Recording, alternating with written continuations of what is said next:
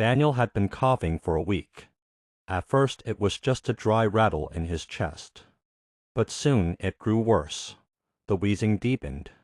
His breaths became shallow, his frail body shivered.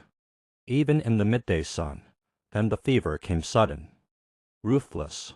His skin burned to the touch. His eyes drifted in and out of focus. He stopped eating. He barely spoke. Shosh recognized the signs. She had seen this before. It was malaria, and they were far from help. There was no transport. The bicycle had broken a year ago. The neighbor with the motorbike was in town. There was no one else, no vehicle, no time. Shosh didn't wait.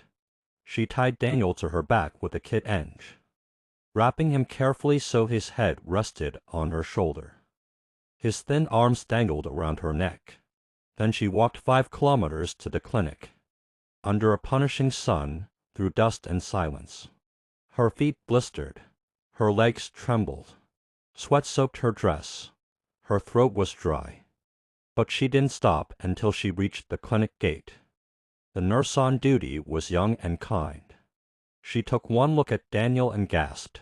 She ushered them in quickly, checked vitals. Gave the injection, hung the drip.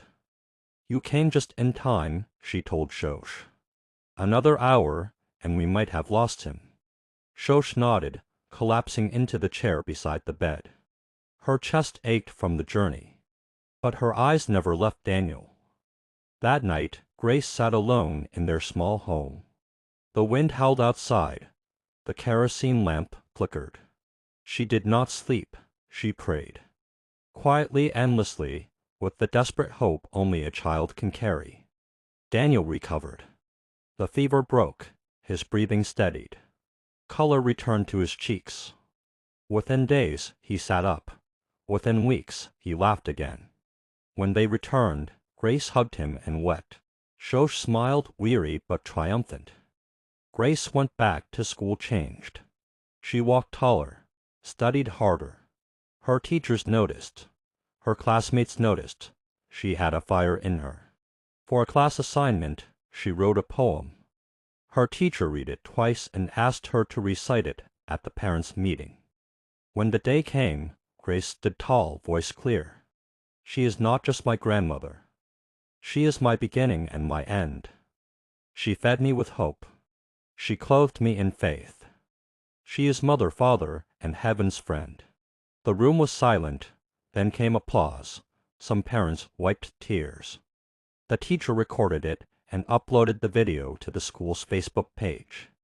Within a week, it had over 100,000 views. People wept. People shared. People donated. A charity reached out. One offered to sponsor Grace's education. Another fixed the clinic roof. Someone sent a new bicycle.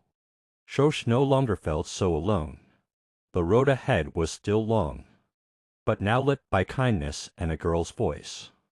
And Grace, she kept writing, because stories like Shosh's deserved to be heard.